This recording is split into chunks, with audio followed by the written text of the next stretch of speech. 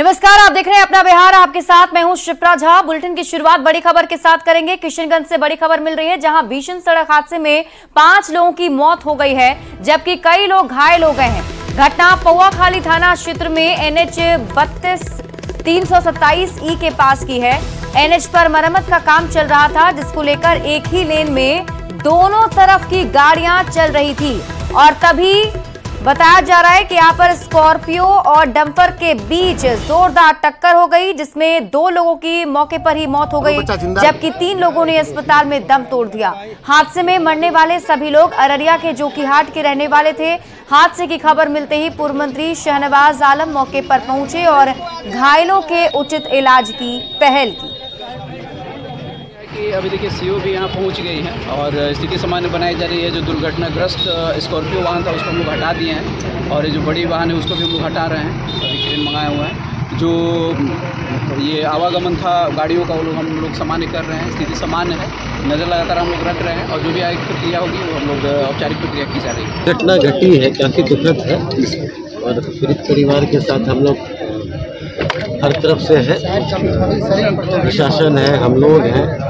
अभी जस्ट हम लोग पहुँचे हैं, अभी देखते हैं कैसे कहाँ क्या है। जो इंजर्ड है हम लोग कोशिश कर रहे हैं उनका अच्छा से इलाज हो जाए।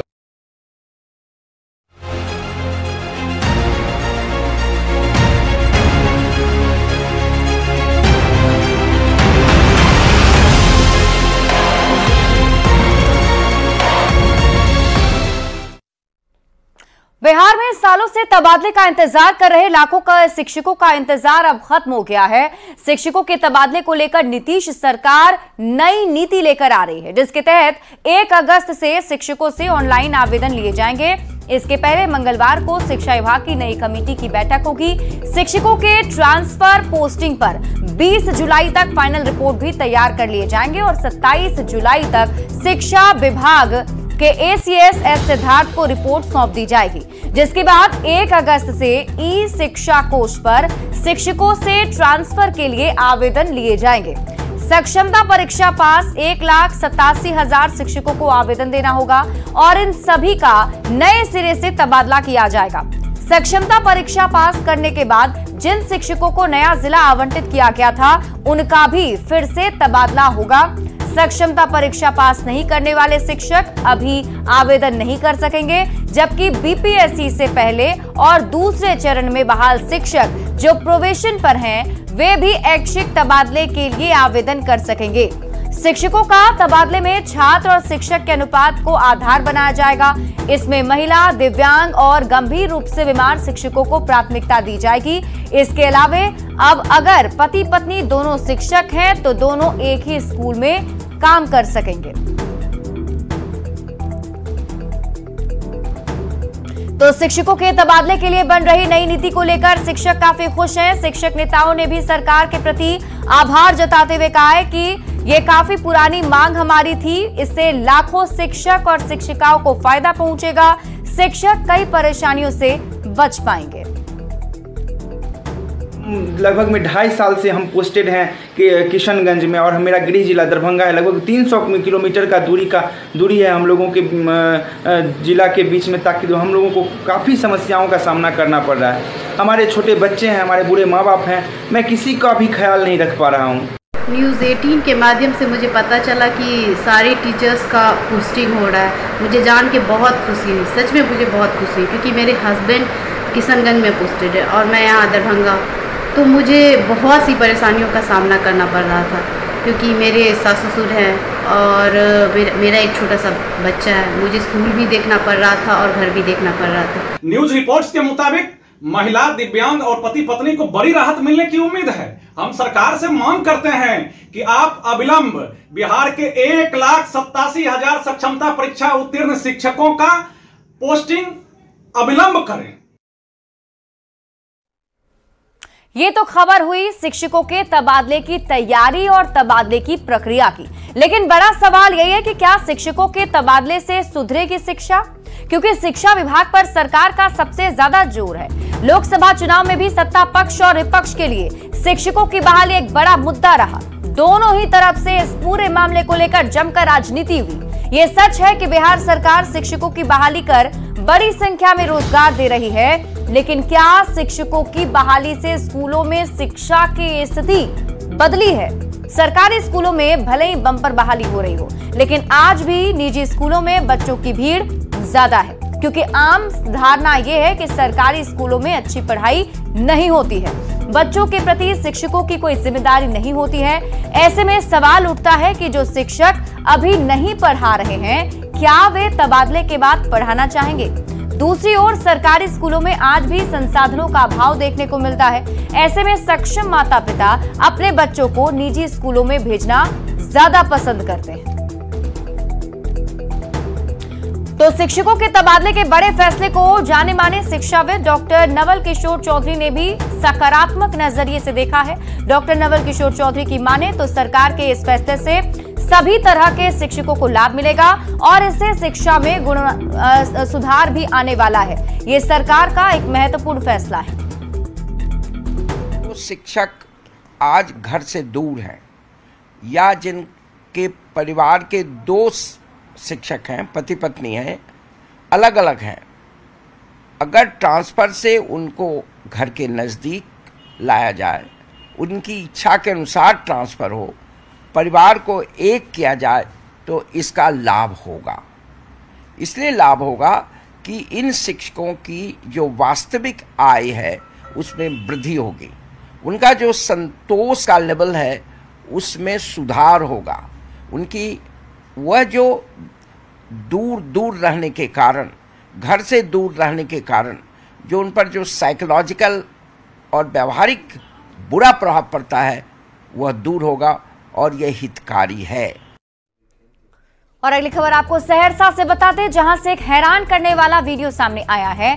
दावा किया जा रहा है कि वीडियो इटहरी प्रखंड के सरबेला उच्च माध्यमिक स्कूल का है। वीडियो में 3 शिक्षिका सोती हुई नजर आ रही हैं। पढ़ाने की जगह अपनी नींद पूरी कर रही शिक्षिका का वीडियो अब तेजी से सोशल मीडिया पर वायरल हो रहा है, जिसे लेकर कई सवाल खड़े हो रहे हैं। वीडियो में साफ तौर पर दिख रहा है कि 3 शिक्षिका 3 बेंच पर आराम से सोई हुई हैं। ये वीडियो कब का है इसके बारे में कोई पुख्ता जानकारी नहीं है। हालांकि दूसरे क्लासरूम में बच्चे भी दिखाई दे रहे हैं। ऐसे में सोशल मीडिया पर लोग पूछ रहे हैं कि क्या शिक्षा विभाग वीडियो की जांच कर दोषी शिक्षिका पर कार्रवाई करेगा। लोगों का कहना है कि एक ऐसी तस्वीर है जिससे शिक्षा व्यवस्था पर सवाल खड़े हो रहे हैं। लोग आता है, मास्टर लोग आता है, साइन करता है, 10 मिनट बैठता है, चलते फिर रुकिए सब नहीं, आप जवाब नहीं दीजिए। उसमें क्या होता है कि फिर एक 1.5 घंटा 2 घंटा के बाद आता है, फिर जाकर हाजिरी लगा लेता है, फिर 10 मिनट बैठ जाता है, फिर चले जाता है। करता है सिर्फ। कल आप स्कूल आए थे तो शिक्षक सब सोए हुए थे क्या? सब सोए हुए थे। और अब बात रुपौली विधानसभा उपचुनाव में निर्दलीय शंकर सिंह की जीत के बाद सियासी सरगर्मी काफी तेज हो गई है। जेडीयू के प्रदेश अध्यक्ष उमेश कुशवाहा ने रिजल्ट को हैरान करने वाला बताया। उमेश कुशवाहा ने कहा कि हार और जीत चुनाव का हिस्सा होता है, सब लोग मिल बैठकर समीक्षा करेंगे कहां चूक हुई है। विधानसभा उपचुनाव जो है उसका जो परिणाम आया है वो हैरान करने वाली है और हमें लगता है कि चुनाव का हिस्सा होता है हार जीत तो,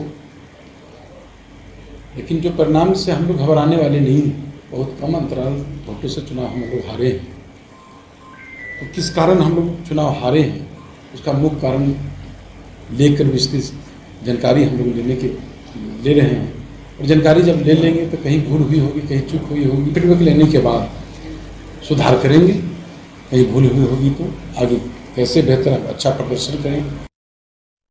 रुपौली विधानसभा उपचुनाव के नतीजे में बड़ा उलटफेर देखने को मिला। निर्दलीय उम्मीदवार शंकर सिंह जेडीयू आरजेडी उम्मीदवार पर भारी पड़े और शंकर सिंह ने करीब 8000 वोट के अंतर से जीत दर्ज की। इस उपचुनाव के रिजल्ट पर अब राजनीतिक बयानबाजी जारी है। सभी अपने अपने हिसाब से इस चुनाव के परिणाम की समीक्षा कर रहे हैं। बीजेपी के राष्ट्रीय प्रवक्ता शहनवाज हुसैन ने कहा कि उपचुनाव के नतीजे पर इंडिया अलायंस के लोगों को ज्यादा इतराने की जरूरत नहीं है। तो पूर्णिया से निर्दलीय सांसद पप्पू यादव ने कहा कि जनता का आरजेडी और जेडीयू दोनों से ही मोहभंग हो चुका है। बाईपोल जो होते हैं वो स्थानीय मुद्दे पे होते हैं, उसका कोई देश में व्यापक वो प्रभाव नहीं होता है, न देश की चर्चा होती है। बाईपोल में कई जगह हमारे सीट जो थी वो हमें नहीं आई है, लेकिन ज़्यादातर वो सीटें थीं जो विपक्षी दल की भी कई सीट थी, हमने कई जगह अच्छा परफॉर्म किया है, अच्छी लड़ाई लड़ी है, लेकिन इस पर भी अगर एनडीए अलायंस के लोग इतरा रहे हैं तो इतराते रहें। सबसे ज़्यादा अत्यंत पिछड़ी जाति, पिछड़े माइनॉरिटीज़ का वो इलाका है और डेवलपमेंट हुआ ही नहीं, लोगों की मदद हुई नहीं। तो जिसका गुस्सा बीमा भारती जी को भी झेलना पड़ा, डेवलपमेंट नहीं होने के कारण व्यक्तिगत तौर पर भी असर पड़ता है कैंडिडेट पे। शनिवार को देश में 13 विधानसभा उपचुनाव के नतीजे आए, जिसमें एनडीए के खाते में सिर्फ 2 सीट गई, जिस पर राजनीतिक बयानबाजी तेज है। बिहार के पूर्व मंत्री विजय प्रकाश ने कहा कि उपचुनाव के नतीजे में जनता का मूड साफ दिखता है कि मोदी मैजिक खत्म हो चुका है। विजय प्रकाश ने दावा किया कि 1 साल में 4 राज्यों में चुनाव होने वाले हैं, जिसमें एनडीए का सफाया हो जाएगा। जानकारी हो गया है कि देश का मूड और जनता का मूड क्या है। जो मोदी मैजिक चलता था वह मोदी मैजिक आज के तारीख में ध्वस्त हो चुका है और 13 सीट पर चुनाव हुआ, उपचुनाव हुआ, उसमें से 11 सीट विपक्ष की झोली में आने का काम किया है। इसलिए भारतीय जनता पार्टी समझ चुका है कि सत्ता में रहने के बावजूद भी हमारा स्थिति परिस्थिति पूरे देश में खत्म हो चुका है। मुजफ्फरपुर में हैरान करने वाली एक घटना सामने आई। मनियारी थाना क्षेत्र में दबंगों ने अपने ही गांव के एक महादलित दंपत्ति की न सिर्फ निर्वस्त्र कर पिटाई की, बल्कि पीड़ित व्यक्ति के साथ दुर्व्यवहार का भी आरोप लगाया। पीड़ित के मुताबिक महादलित टोले में आने वाली बारात को लेकर लोगों ने मिलकर पगडंडी पर मिट्टी डालकर चलने लायक बनाया था, जिसको लेकर विवाद हो गया और गांव के दबंगों ने जाति सूचक शब्दों का इस्तेमाल करते हुए मारपीट की और चाकू से हमला भी किया गया। हंगामा होने के बाद लोगों की भीड़ आते देख दबंग मौके से फरार हो गए, लेकिन जाते जाते पीड़ित को उसके ही घर में आग लगाकर जलाकर मारने की धमकी दी। केस दर्ज होने के बाद पुलिस अब पूरे मामले की जांच में जुटी हुई है। वो चलने को लेकर उनको दोनों के बीच में रुकावट आ रही, तो उसी का विरोध को लेकर दोनों पक्षों में बातचीत के क्रम में विवाद बढ़ा और विवाद का झगड़ा का रूप ले लिया। शुरुआती जाँच के क्रम में जो है ऐसी कोई घटना सामने नहीं आई है और आवेदन में बहुत सारी बातें कही गई है। निर्वस्त्र कर पीटने का और उसके पति को ऐसी शुरुआती जांच में ऐसी कोई बातें नहीं आई है। पटना की ट्रैफिक व्यवस्था बदहाल हो चुकी है। शहर के कुछ हिस्से को छोड़कर बाकी सभी जगहों की ट्रैफिक लाइट्स मेंटेनेंस के अभाव में खराब हो चुकी है। लाइट खराब होने से लोगों को न सिर्फ जाम की समस्या होती है, बल्कि आए दिन इसकी वजह से दुर्घटनाएं भी होती हैं। करोड़ों रुपए खर्च करके ट्रैफिक सिग्नल लगाया गया था, लेकिन कई लाइट अब खराब पड़ी है। बेली रोड से और अधिक जानकारी दे रहे हैं न्यूज़ 18 संवाददाता अमित कुमार। पटना यातायात पुलिस आपकी सेवा में सदैव तत्पर है और परिवहन विभाग जो है वो लगातार सजग है आपको सुखद मंगलमय यात्रा के लिए, सफर के लिए व्यवस्था देने के लिए। लेकिन ये बात जो है वो सिर्फ कागजों पर है, हकीकत में ये बात जो है वो साबित नहीं हो रही है, क्योंकि ये बात हम इसलिए कह रहे हैं कि पटना का अति व्यस्त जगह जो है ये पटना जू यानी कि चिड़ियाखाना के समीप मैं मौजूद हूँ और यहाँ देख सकते हैं सिर्फ यही नहीं बल्कि पूरे बेली रोड की बात कर ले तो इनकम टैक्स के बाद सगुना मोड़ तक का सफ़र मैंने किया और वहाँ पे जो है कहीं पे भी ट्रैफिक सिग्नल जो है वो वर्किंग नहीं है, यानी कि काम नहीं कर रहा है, जबकि करोड़ों रुपए खर्च करके टेंडर निकाल करके ये ट्रैफिक सिग्नल जो है व्यवस्था जो है वो सुचारू तरीके से बहाल की गई थी और लोगों से ये लगातार अपील किया गया था कि आप ट्रैफिक यानी कि सिग्नल का जो दिशा निर्देश है उसका अनुपालन करें। लेकिन अभी जो है आप देख सकते हैं कि यहाँ पे धड़ल्ले से लोग आ जा रहे हैं, वाहन जो है वो फर्राटे से चल रही है और जो लोग हैं पैदल चलने वाले जो लोग हैं उन्हें काफ़ी जो है मशक्क़त का सामना करना पड़ता है इस पार से उस पार जाने में, क्योंकि ट्रैफिक सिग्नल जो है वो वर्किंग नहीं है। कई बार तो ऐसी घटना भी होती है जब लोग सड़क पार करते वक्त जो है वो गाड़ियों के चपेट में आ जाते हैं, ट्रैफिक सिग्नल काम नहीं कर रहे और इसके कारण से लोगों को काफ़ी समस्याओं का सामना भी करना पड़ रहा है। और ये तस्वीर सिर्फ यहाँ पटना जू की नहीं जहाँ की मैं बात कर रहा हूँ, बल्कि पूरे बेली रोड की बात करें तो ऐसी ही तस्वीर जो है वो नज़र आ रही है। खैर अब देखना है कि इस खबर को देखने के बाद जो है परिवहन विभाग जो है ऐसे बंद पड़े ठप पड़े ट्रैफिक सिग्नल्स को कब तक शुरू करती है। अमित कुमार, न्यूज़ 18 पटना। पटना जू में मॉर्निंग वॉक करने वालों को फ्री में पौधा दिया जा रहा है। पीएम मोदी की ओर से शुरू की गई पहल एक पेड़ मां के नाम का असर दिख रहा है। पटना जू से फ्री में पौधा लेकर लोग अपनी मां के नाम पौधारोपण कर रहे हैं ताकि वो भी पर्यावरण को बचाने में अपना योगदान दे सके। पटना जू में लोगों से बात की है संवाददाता विनीता मिश्रा ने। मां के नाम के तहत पटना जू में जितने भी विजिटर्स आएंगे, यानी जितने पर्यटक आएंगे पटना जू घूमने, उन्हें एक पौधा मुफ्त में दिया जाएगा। और यहाँ देख सकते हैं जो जू के लोग हैं, यहाँ साफ तौर पर दिखा रहे हैं अपने हाथों में बोर्ड लेकर एक पेड़ मां के नाम, और उसके तहत यहाँ पे जो पर्यटक आ रहे हैं वो पौधे ले भी रहे हैं। जैसे ही कोई आएगा उनके नाम यहाँ अंकित किए जाएंगे, ये बैंड उन्हें दिया जाएगा। और क्या क्या प्रक्रिया है? मैम, एक पेड़ मां के नाम के अंतर्गत यहाँ विजिटर्स को मुफ्त पौधा दिया जा रहा है। उनके अंतर्गत उन्हें व्हाट्सएप पे स्कैन करके उन्हें फिर फोटो भेजना है। हमारे उनका यहाँ पे नाम, माँ का नाम, पता और मोबाइल नंबर लिख रहे हैं, जिसके अंतर्गत अगर वो हमें फ़ोटो भेजते हैं तो वो अगर बाद में हमें पता चलेगा कि वो उन्होंने पेड़ लगा दिया है। इसे अपने जन्म स्थान पे लगाऊंगा। एक पेड़ माँ के नाम। एक पेड़ माँ के नाम जी। कैसा लग रहा है? बहुत अच्छा लग रहा है।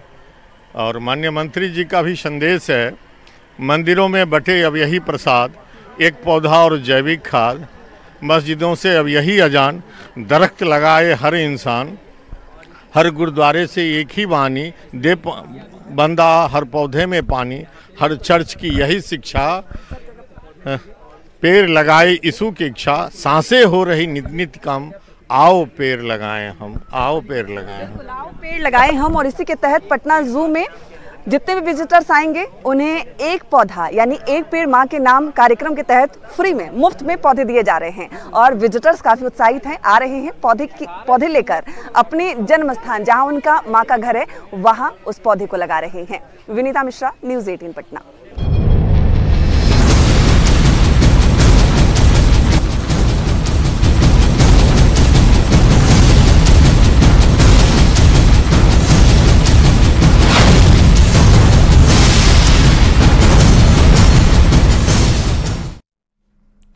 और कोसी नदी का जलस्तर बढ़ने से सहरसा के नौहट्टा प्रखंड में पानी घुस गया है। यहाँ के कई गांव चारों तरफ पानी से घिर गए हैं।